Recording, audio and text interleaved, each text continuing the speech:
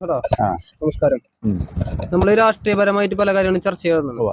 പൊതുവെ നമ്മൾ ചർച്ച ചെയ്യുമ്പോൾ അല്ലെങ്കിൽ ഇലക്ഷൻ വരുമ്പോൾ അതിന്റെ സാധ്യതകളെ പറ്റി പറയുമ്പോൾ LDF UDF കാര്യങ്ങളാണ് നമ്മൾ പറയാറ്. അതെ. അപ്പോൾ ഞാൻ BJP കാര്യം ഞാൻ ചോദിക്കുകയാണ്. ഓക്കെ. ഇപ്പൊ കേരളത്തിലെ നിലവിലെ സാഹചര്യം അറിയാം. പലതരം പ്രശ്നങ്ങൾ പലതരം കാര്യങ്ങൾ നടക്കുന്നുണ്ട്. ഇപ്പോ പറയുകയാണെങ്കിൽ വഖഫ് ബിൽ പാർലമെന്റിൽ ചർച്ച ചെയ്യുന്ന വാദങ്ങൾ ഉണ്ടാവുന്നുണ്ട്. പിന്നെ ഇപ്പൊ ഒരു സിനിമ ഇറങ്ങിയതിനെ പറ്റി പലതരത്തിലുള്ള വിവാദങ്ങൾ ഉണ്ടാവുന്നുണ്ട്. BJP ആയിട്ടുള്ള പലതരം വിവാദങ്ങൾ നടക്കുന്നുണ്ട്. പിന്നെ അതേപോലെ തന്നെ കേരളത്തിൽ നടക്കുന്ന മറ്റൊരു പ്രശ്നമാണ് നമ്മുടെ ആശാ വർക്കർമാരുടെ പ്രശ്നം. അതിപ്പോഴും സമരവും മറ്റു കാര്യങ്ങളായിട്ട് മുന്നോട്ട് പോയിക്കൊണ്ടിരിക്കുകയാണ്.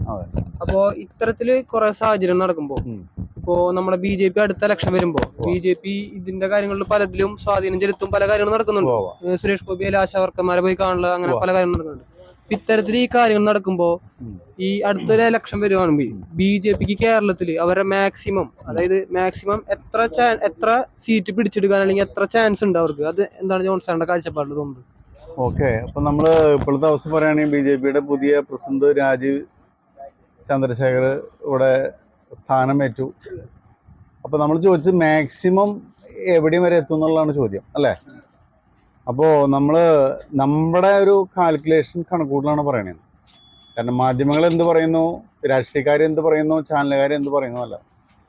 അപ്പോൾ നമ്മളുടെ ഇതിലെ ഇപ്പോഴത്തെ എല്ലാ സാഹചര്യവും അനുകൂലമായി വന്നാൽ തന്നെ BJPക്ക് പരമാവധി നന്നായി മത്സരിച്ച് നല്ല സ്ഥാനാർത്ഥികളെ നിർത്തി വന്നാൽ ജയിക്കാൻ സാധ്യതയുള്ളത് 29 സീറ്റാണ്. അങ്ങനെ സാധ്യതയുള്ളത് 29 സീറ്റ്. എന്തങ്ങനെ എടുത്തു പറഞ്ഞു കഴിഞ്ഞാൽ എല്ലാ സാധ്യതകളും അനുകൂലമായി വന്നാൽ ജയസാധ്യതയുള്ളത് 29 സീറ്റ്. ആ 29 സീറ്റിനെ പറ്റി നമുക്ക് പറയാം. കാരണം നമുക്ക് എൻ്റെ കണക്കിൽ മാക്സിമം സാധ്യത വരുന്നതാണ് പറഞ്ഞത് കേട്ടോ. അതിൽ നമ്മൾ ഇപ്പോഴത്തെ പുതിയ സാഹചര്യം വെച്ചിട്ട് നമുക്ക് ഈ തിരുവല്ല, റാന്നി, ആറന്മുള, കോന്നി, അടൂര്, പത്തനംതിട്ട ജില്ലയായിട്ട് ബന്ധപ്പെട്ട ഒരു ചെറിയൊരു സാധ്യത BJPക്ക് അനുകൂലമായിട്ട് വന്നിട്ടുണ്ട്. അത് പിന്നെ നമ്മൾ ചാത്തന്നൂർ മണ്ഡലം,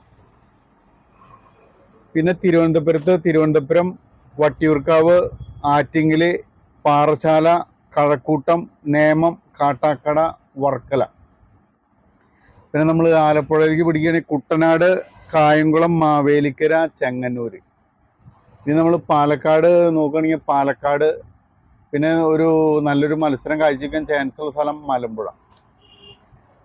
പിന്നെ കാസർഗോഡും മഞ്ചേശ്വരമാണ് പരമ്പരാഗതമായി BJP ശക്തിയുള്ള സ്ഥലങ്ങളാണ്. ഈ രണ്ട് മണ്ഡലങ്ങൾ നിലവിൽ അങ്ങനെ തന്നെ BJPക്ക് ഒരു സാധ്യതയുള്ള മണ്ഡലങ്ങളാണ്. പിന്നെ തൃശ്ശൂർ നോക്കുകയാണെങ്കിൽ തൃശ്ശൂർ നിയമസഭാ മണ്ഡലം ഒരു നല്ലൊരു സാധ്യതയുള്ള മണ്ഡലമാണ്. പിന്നെ മണലൂർ, നാട്ടിക, പുതുക്കാട്, ഇരിഞ്ഞാലക്കുട, ഈ മണ്ഡലങ്ങളൊക്കെ നമ്മൾ സുരേഷ് ഗോപി മത്സരിക്കാൻ നിന്നപ്പോൾ കഴിഞ്ഞാൽ BJP ലീഡ് എടുത്ത മണ്ഡലങ്ങളാണ്. അതുകൊണ്ട് നല്ല സ്ഥാനാർത്ഥികൾ വരികയാണെങ്കിൽ ഈ മണ്ഡലങ്ങളൊക്കെ നല്ല രീതിയിൽ ലീഡ് എടുക്കാൻ സാധിച്ചേക്കാം. പിന്നെ ഇത് വിട്ടിട്ട് പിന്നെ കാഞ്ഞിരപ്പള്ളി, പൂഞ്ഞാറ്, ഈ രണ്ട് മണ്ഡലം കൂടിയുണ്ട്. അപ്പോൾ നമുക്ക് മൊത്തം ഒരു 29 സീറ്റിൽ എന്തായാലും ഒരു 15 സീറ്റെങ്കിലും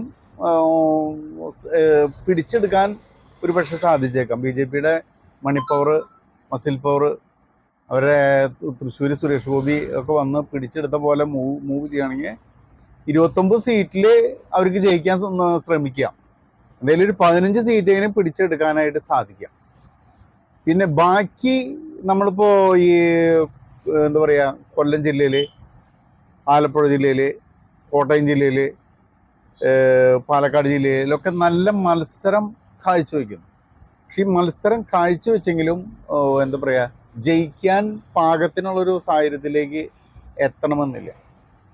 എന്തായാലും സർവശക്തി എടുത്ത് മത്സരിച്ച് സാധ്യതയുള്ള പൊസിഷനാണ് ഈ പറഞ്ഞത്. ഇനി ഇതിൽ വിട്ട് എന്തായാലും നമുക്ക് ഇപ്പോഴത്തെ സാഹചര്യത്തിൽ എനിക്ക് പറയാൻ പറ്റില്ല. മാക്സിമം ഇതാണ് ഇന്നത്തെ പൊസിഷൻ എന്നാണ് ഇപ്പോഴത്തെ ഇതിൽ പറയാൻ പറ്റുള്ളൂ. എന്തായാലും ചോദിക്കാനുണ്ട് അതിനെ പറ്റി?